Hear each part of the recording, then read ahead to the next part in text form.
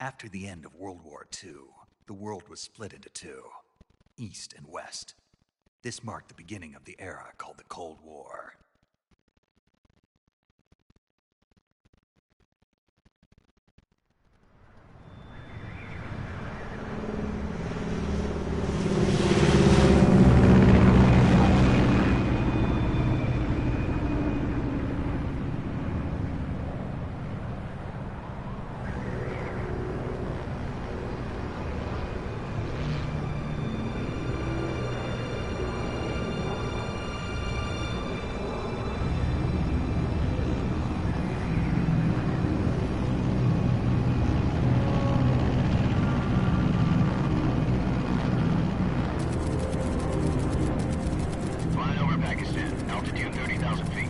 Approaching Soviet airspace. 20 minutes to drop off. Commencing internal depressurization. Equipment check. Arm main parachute. All right. You ready to go? Drop zone still showing a high pressure mass. Cav okay. Good. We've got high visibility.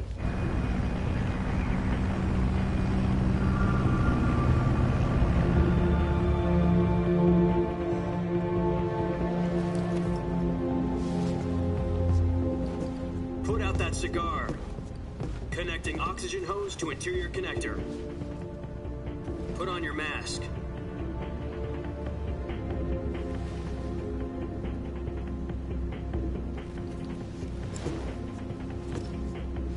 Does this panty waste know what he's doing? Approaching release point. 10 minutes to drop off. Hey! You there? He said put on the cigar. Put on your mask.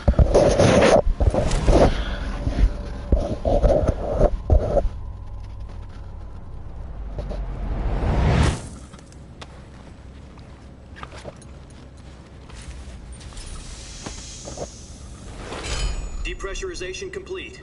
Checking oxygen supply. 6 minutes to drop off. Opening rear hatch.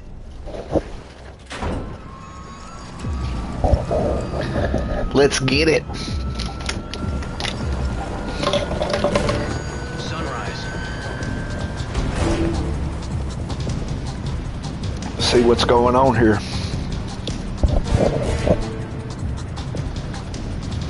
External temperature minus 46 degrees Celsius. 2 minutes to drop off. Stand up. You'll be falling at 130 miles per hour. Try not to get frostbite from the wind chill. Ooh, 1 minute to drop off. I sure hope not. Activate the alarm bottle. This is one for the history books. World's first halo jump.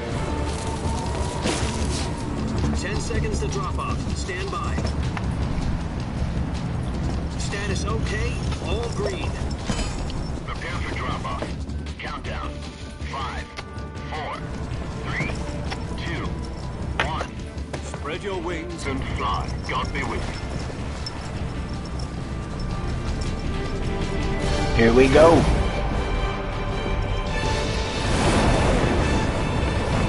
Oh, I'm busy. He did a kickflip.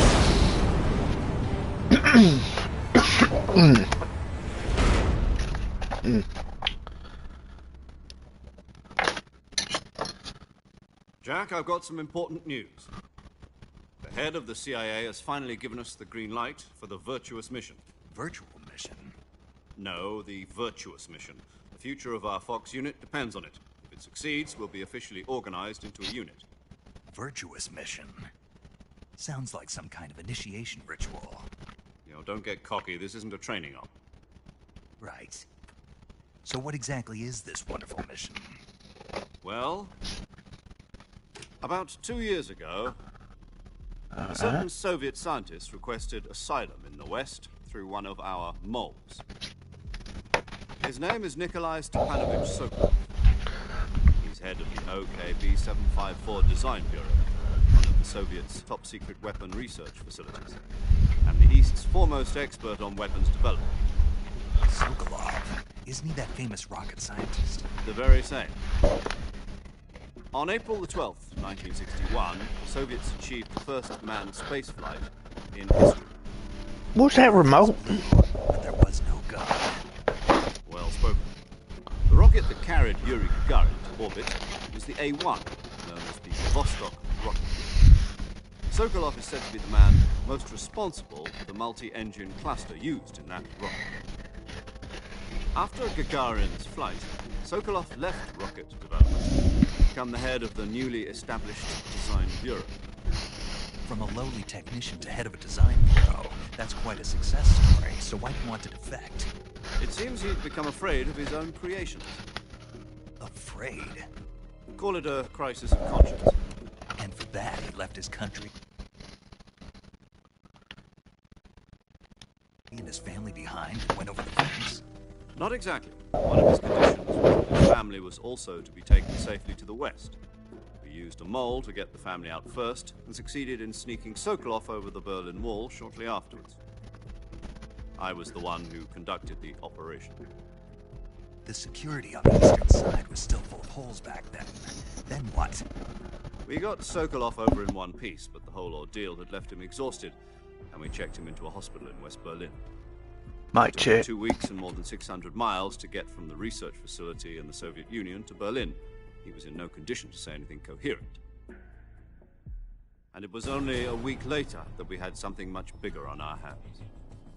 The Cuban Missile Crisis.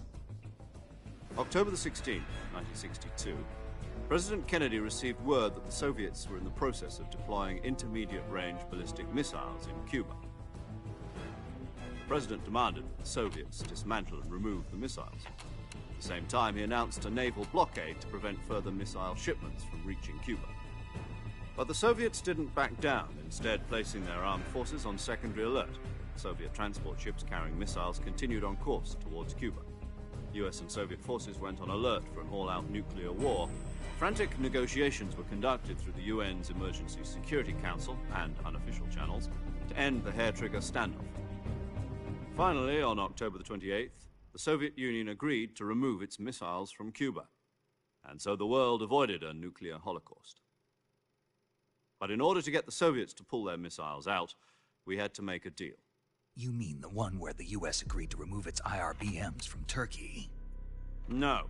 The Jupiter IRBMs deployed in Turkey were obsolete, and we were going to get rid of them anyway. They had no strategic value whatsoever to either the US or the Russians.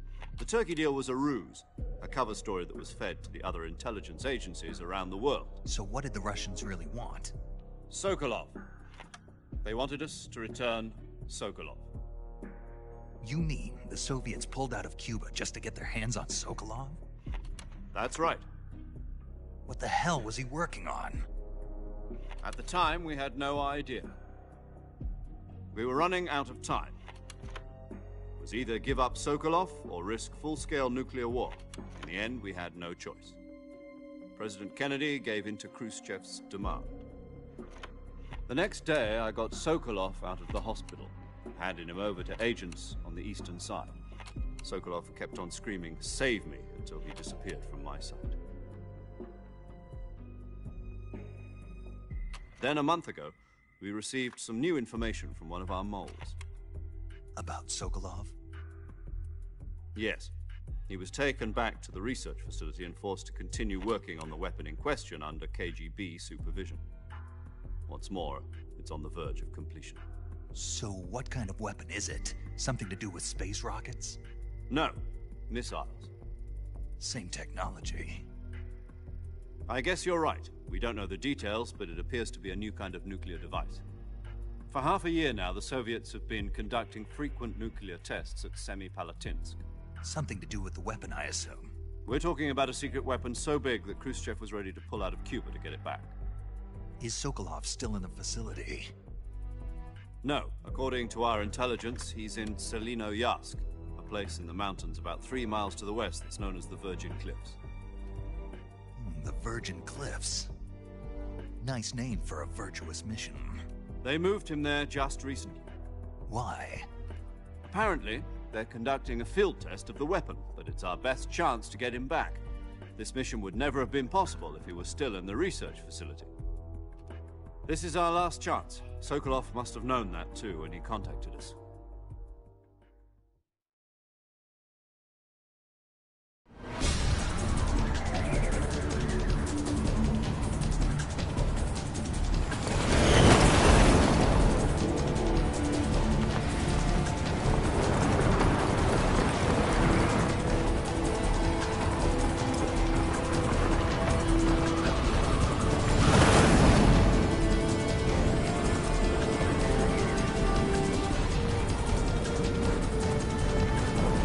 Listen up, Jack. Your mission is to infiltrate Selino-Yarsk in the Soviet mountains, ensure the safety of Sokolov, and bring him back to the west.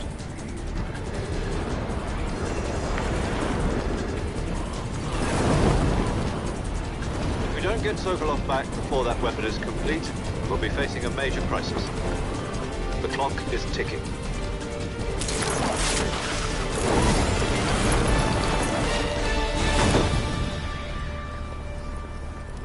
Once we've confirmed the rescue of Sokolov, stand by at the recovery point. A recovery balloon will be dropped at that point. Helium will be pumped into the balloon to inflate it. The process takes about 20 minutes. Once it's complete, the gunship's arm will latch onto the balloon and pull it up. The Fulton surface-to-air recovery system. I'm familiar with the theory. Take it easy. It's been combat-proven. Do you think Sokolov is up to it? The shock will be less than during a parachute jump, and the arm can handle up to 500 pounds. So you're planning on going over the border in a single combat Talon? She's equipped with 2 6-barrel 20mm Vulcan cannons, as well as 2 40mm machine guns. Sounds like she could hold her own against a battalion of tanks. Even with the fuel in the reserve tank, we're facing a 4-hour time limit. If all goes well, it shouldn't take more than a few hours. Home in time for dinner. But if anything goes wrong, you'll be eating dinner, breakfast, and all the rest of your meals in the jungle.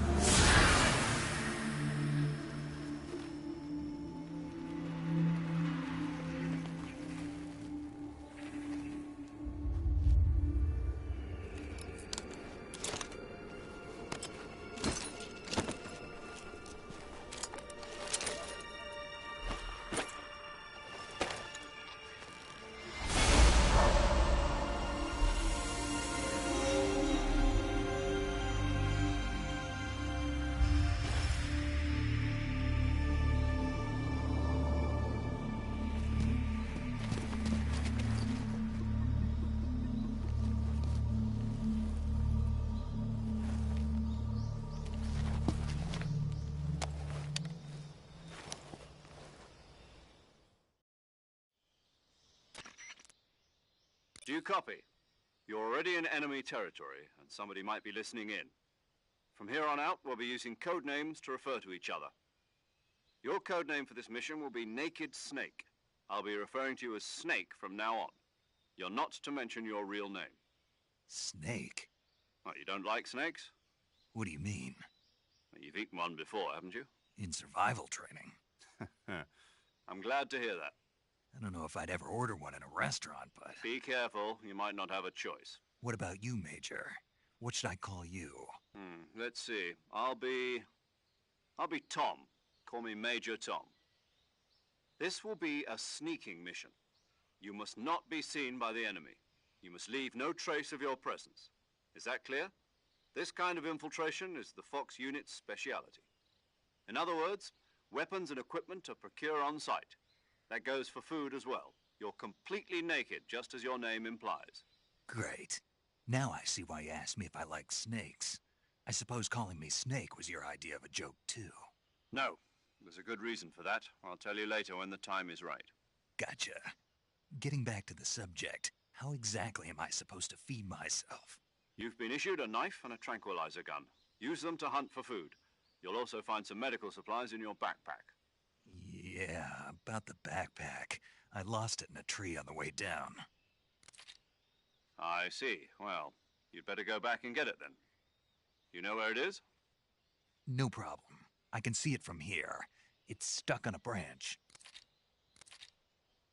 To climb a tree, stand in front of a tree that's covered in ivy and press the action button. I'll be monitoring your progress over the radio. We can't risk violating Soviet airspace, but I'll be in the gunship. My frequency is 140.85. I'll give you a call if I need to talk to you. If you need to talk to me, use the send function. Okay, Snake, go get your backpack.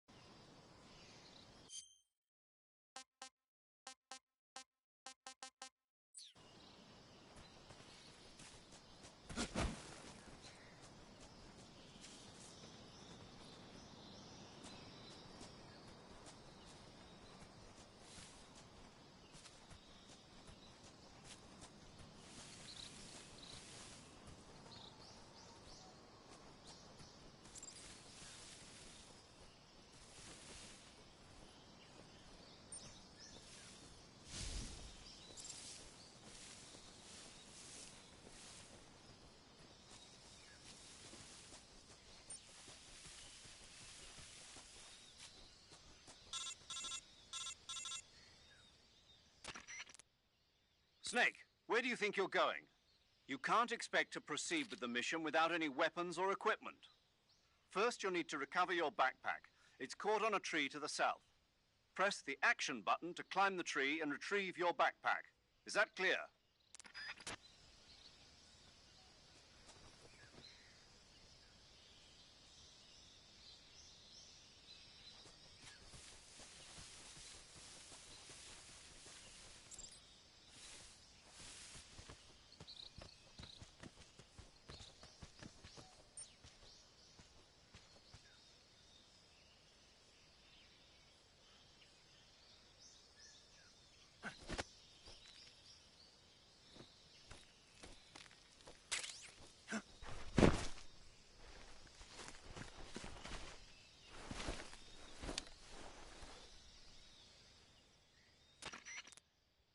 I see you've retrieved your backpack, Snake. To equip a weapon, it's necessary to take it out of your backpack. In the survival viewer, choose Weapon from the backpack. Your available weapons will be displayed in a list on the screen. From that list, choose the weapon you want to equip and press the Enter button. For other equipped items, just do the same thing from Item. Got it. Use the survival viewer backpack. Yep, that's right. Survival is fundamental to this mission. After you've been out in the field for a while, your stamina will start to drop. If your stamina gets too low, it'll affect your performance. You won't be able to shoot accurately, for example, and your wounds won't heal as smoothly. Keep an eye on your stamina so you don't run out. To recover lost stamina, you can hunt for local flora and fauna. You can use either your tranquilizer gun or your knife to hunt. My only weapon is a Mark 22 Hush Puppy tranquilizer gun? That's right. It's been fitted with its own suppressor. However, the suppressor will deteriorate every time you fire. Once its durability reaches 0, the noise suppression effect will be gone. So don't get too trigger happy with it. The suppressor's durability is shown in the icon. Any weapons and equipment beyond what you're carrying now, you'll have to find as you go. I have to find my own weapons and equipment? Whose crazy idea was this anyway? Solo covert actions are standard Fox operating procedure. You can't leave any traces of your presence. No weapons, equipment, footprints, sweat, or bodily waste. The same goes for bullets and cartridges, too. Your presence in enemy territory is already a violation of international conventions of warfare. There aren't supposed to be any American soldiers in Russia. It could spark an international incident. You can't let anyone see you. You can't let the enemy know you're there. This is a stealth mission. You're a ghost, Snake, in every sense of the word. And there'll be no rescue if you're captured. The military and US government will deny any involvement in the affair. Then I'll just have to take care of myself, huh? I'm afraid so. You've been given a fake death pill for that purpose. SIS guidelines stipulate that soldiers on covert ops like this one be issued a potassium cyanide capsule.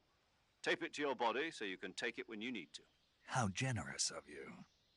Use it if you're taken prisoner by the enemy. It'll send you into a state of false death for a short time. Fooling them into thinking that I'm really dead. So how do I come back to life? Just take the revival pill. You mean that thing they put in my tooth before the mission? That's the one. But be careful. If you remain in a state of false death for too long, nothing will be able to bring you back. Remember that. I'll keep it in mind. You said this was a solo mission, right? Right. I guess that means I can't count on any reinforcements. Correct. The mission rests entirely in your hands. A real one-man army. Relax. There's a support team ready to back you up over the radio. Who? I'll introduce them to you. This time, survival is of utmost importance. The first member of the support team will be in charge of monitoring your physical condition, acting as a medic, so to speak, as well as recording your mission data. She's a member of Fox as well, and she's here on the gunship with me. She? Hello, Snake. I'm paramedic. Nice to meet you. Paramedic. As in a medic who comes in by parachute. Aren't you going to tell me your real name? Are you going to tell me yours, Mr. Snake? My name, huh? It's John Doe. And they call you Jack for short. You're a regular Captain Nemo. A name means nothing on the battlefield. After a week, no one has a name. What's your name? Jane Doe. Very funny. I wasn't joking, but I'll tell you my name only if you manage to make it back alive. My frequency is 145.73. She's also in charge of recording your mission data. Whenever you want to save, send a message over the reserved save frequency, 140.96. So saving lets me record my mission data. That's right. It also records the state of your health. Good to know. There's one more person I want to introduce you to, Snake. Huh? Speaking of snakes, you remember the boss, don't you? A legendary soldier and your mentor. Actually, it was the boss that got the DCI's authorization in the first place. She's going to be serving as Fox's mission advisor. The boss is? She also helped me plan this mission. She and I were at SAS together. Jack, is that you? How many years has it been? Boss? That's right. It's me. Oh. Talk to me. Let me hear your voice. It's been 5 years, 72 days, and 18 hours. You've lost weight. You can tell just by the sound of my voice. Of course I can. I know all about you. Really? Well, I don't know anything about you. What's that supposed to mean? Why'd you disappear on me all of a sudden? I was on a top-secret mission. You didn't need me anymore. But there were still so many things I wanted you to teach me. No, I taught you everything you needed to know about fighting techniques. I taught you all I could. The rest you needed to learn on your own. Techniques, sure. But what about how to think like a soldier? How to think like a soldier? I can't teach you that. A soldier needs to be strong in spirit, body, and technique. And the only thing you can learn from someone else is technique. In fact, technique doesn't even matter. What's most important is spirit. Spirit and body are like two sides of a single coin. They're the same thing. I can't teach you how to think. You'll just have to figure it out for yourself. Listen to me, Jack. Just because soldiers are on the same side right now doesn't mean they always will be. Having personal feelings about your comrades is one of the worst sins you can commit. Politics determine who you face on the battlefield. And politics are a living thing. They change along with the times. Yesterday's good might be tomorrow's evil. Is that why you abandoned me? No, it had nothing to do with you. I already told you, Jack. I was on a top-secret mission. A soldier has to follow whatever orders he's given. It's not his place to question why. But you're looking for a reason to fight. You're a natural-born fighter, but you're not quite a soldier. A soldier is a political tool, nothing more. That's doubly true if he's a career soldier. Right and wrong have no place in his mission. He has no enemies and no friends. Only the mission. You follow the orders you're given. That's what being a soldier is. I do whatever I have to get the job done. I don't think about politics. That's not the same thing. Sooner or later, your conscience is going to bother you. In the end, you have to choose whether you're going to live as a soldier or just another man with a gun. There's a saying in the Orient, loyalty to the end. Do you know what it means? Being patriotic. It means devoting yourself to your country. I follow the president and the top brass. I'm ready to die for them if necessary. The president and the top brass won't be there forever. Once their terms are up, others will take their place. I follow the will of the leader, no matter who's in charge. People aren't the ones who dictate the missions. Then who does? The times. People's values change over time, and so do the leaders of a country. So there's no such thing as an enemy in absolute terms. The enemies we fight are only enemies in relative terms, constantly changing with the times. As long as we have loyalty to the end, there's no point in believing in anything, even in those we love. And that's the way a soldier's supposed to think? The only thing we can believe in with absolute certainty is the mission, Jack. All right, but do me a favor. What is it? Call me Snake. Snake? Oh, right. Your codename is Snake. It suits you well. That's right. The legendary unit that the boss put together during World War II was a snake. The Cobra unit, a group of heroes that brought the war to an end and saved the world. As long as you've got a legendary hero backing you up, you'll be fine. Isn't that right, Snake? Yeah. I can't think of anyone else I'd rather have with me. Oh, and one more thing, boss. Yes? It's good to hear your voice again. Same here. After all, who knows if either of us will make it out alive? Snake, you are always best at urban warfare and infiltrating buildings. But this is the jungle. Survival is going to be key. Those CQC techniques I taught you are sure to come in handy. CQC? Close quarters combat, huh? I've been in the Green Berets for the past few years. I'm probably pretty rusty. Not to worry. I'll be here to help you remember. After all, this is your first actual survival mission. I'll be supporting you over the radio. Where are you, boss? Next to the Major? The boss is communicating with us by radio from aboard a Permit-class submarine in the Arctic Ocean. My frequency is 141.80. Call me if you need my advice on battle techniques. Gotcha. Your mission is to retrieve Dr. Sokolov. Dr. Sokolov is being held in an abandoned factory located to the north of your current position. Avoid heavy combat and don't let anyone see you. Don't forget that this is a stealth mission. Snake, try to remember some of the basics of CQC.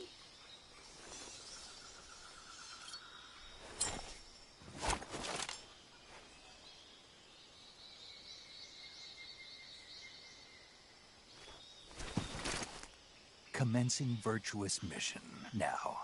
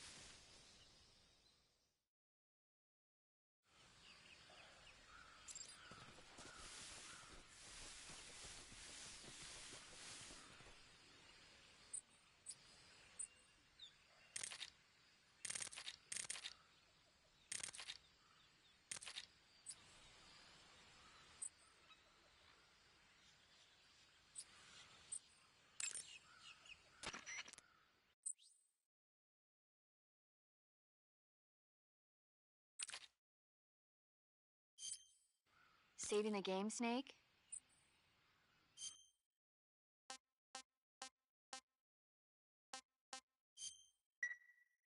Hey, Snake, you ever heard of Godzilla King of Monsters? No, what is it? It's a movie. You haven't seen it? Nope. It's about this monster called Godzilla who grows to an enormous size in a nuclear test and goes on a rampage.